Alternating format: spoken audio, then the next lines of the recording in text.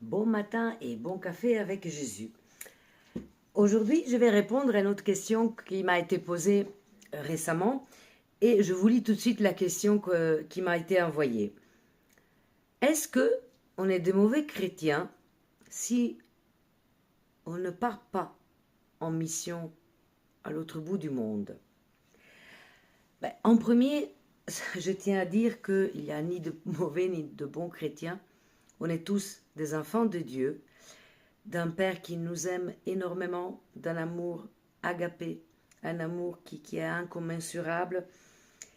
Et notre Papa Céleste, qui nous aime tous, il nous reconnaît tous comme ses propres enfants. Et un bon chrétien, donc, c'est le chrétien qui veut obéir au plan de Dieu, le plan de Dieu que notre Papa Céleste a prévu pour nous.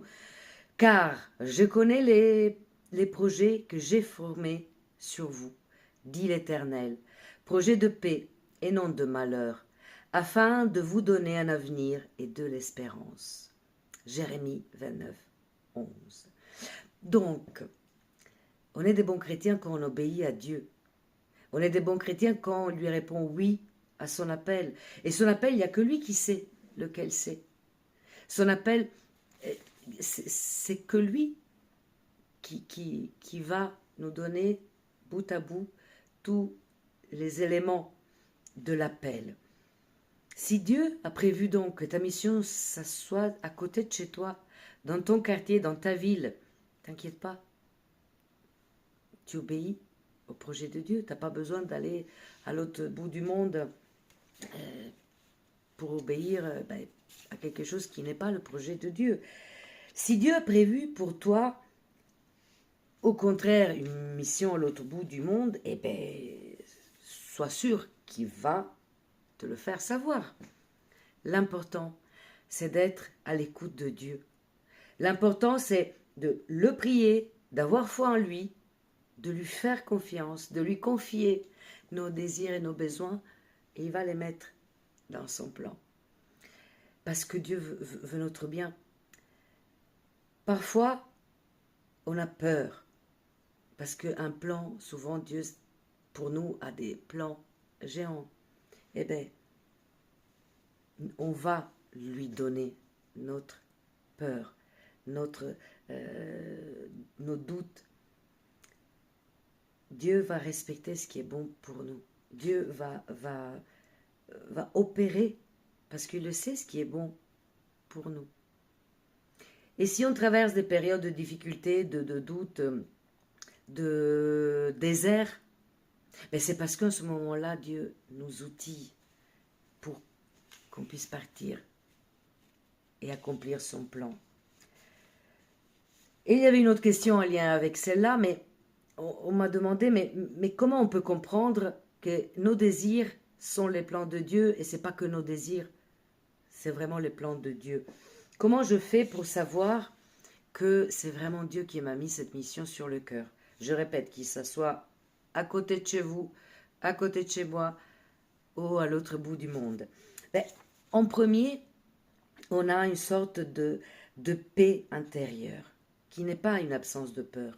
Comme je vous ai dit, souvent, la paix que Dieu nous met sur le cœur nous fait peur. Mais c'est une sorte de certitude tranquille qui demeure en nous malgré les obstacles, malgré les déserts, malgré les inquiétudes. C'est ce qu'on appelle le sténos. C'est pas l'asthénie, c'est le sténos, c'est la force intérieure. Et c'est la force que Dieu nous envoie, et c'est cette force qui tient jusqu'au bout et qui porte donc sur la durée. Deuxième point qui nous dit que l'appel vient de Dieu, c'est la confirmation par les faits. Les fameuses portes qui s'ouvrent. Ce n'est pas des petites coïncidences, non, c'est des faits qui se reproduisent, qui répliquent. Et après, c'est aussi des portes qui s'ouvrent au niveau ressources, de temps, d'argent, de compétences. Et autour de tout ça, on commence à avoir la certitude que oui, on est dans le plan de Dieu. On est là-dedans. Le troisième la troisième donnée qui nous dit qu'on est dans le plan de Dieu, c'est l'intérêt qu'on a pour les biens communs. Un vrai appel vise à servir l'autre et non à servir sa propre gloire ou son propre ego. Servir le Seigneur commence par servir dans son cœur, pour servir notre prochain, le voisin de palier, le voisin de maison, l'étranger, l'ami qui est parfois intense. Avant de partir à l'autre bout du monde, le Seigneur veut que nous agissions là où il nous a mis du départ.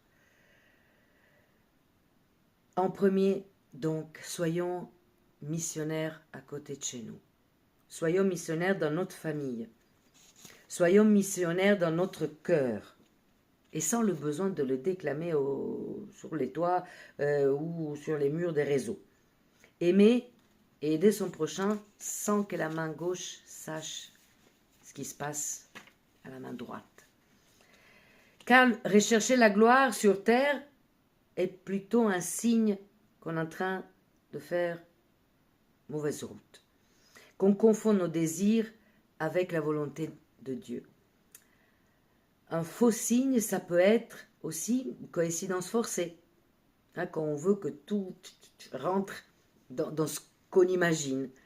Un vrai signe, c'est quelque chose de solide, qui se répète, comme je viens de vous le dire, et qui n'est pas le fruit du hasard. Il se répète.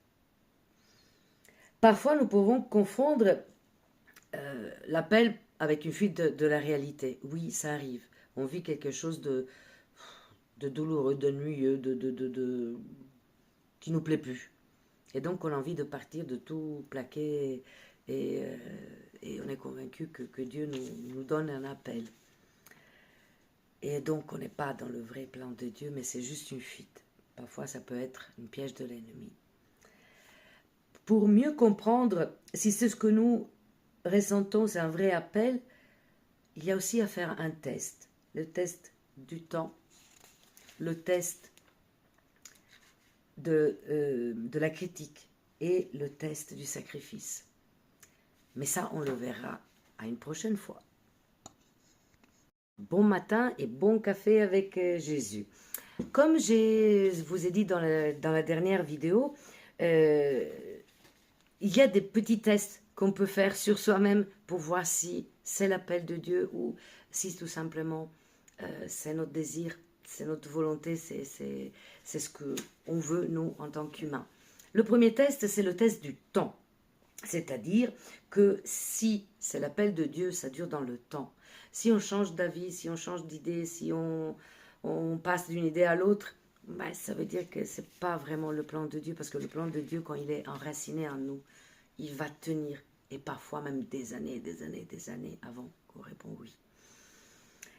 Le test de la critique. Le test de la critique, parfois, on se laisse décourager par des gens qui peuvent critiquer ce qu'on leur raconte du plan qu'on pense venir de Dieu. Mais si on se décourage face à ces critiques, si on laisse tomber, ben ça veut dire qu'on n'a pas l'asthénie du plan de Dieu, la force du plan de Dieu. Donc ça, c'est un test qui nous prouve que ce n'est pas le plan de Dieu. Par contre, si c'est quelqu'un en qui on a confiance, quelqu'un de l'église, un pasteur, une pasteur, qui nous pose des doutes, ben alors là, peut-être, il faut s'arrêter. Si c'est un ancien, si c'est notre marraine qui nous a conduits à l'église, ben, peut-être qu'il faut l'écouter, il faut s'arrêter un instant. Il y a quelque chose qui ne va pas dans le plan qu'on pense venir de Dieu. Troisième est le test du sacrifice. Est-ce qu'on est prêt à tout laisser tomber pour Dieu, pour ce que lui, il nous demande? Est-ce qu'on est prêt à dire oui sous tout profil? Donc, soyez grandement bénis, que Dieu vous protège et qu'il soit avec vous et qu'il vous guide. Et puis s'il y a des questions, je suis là.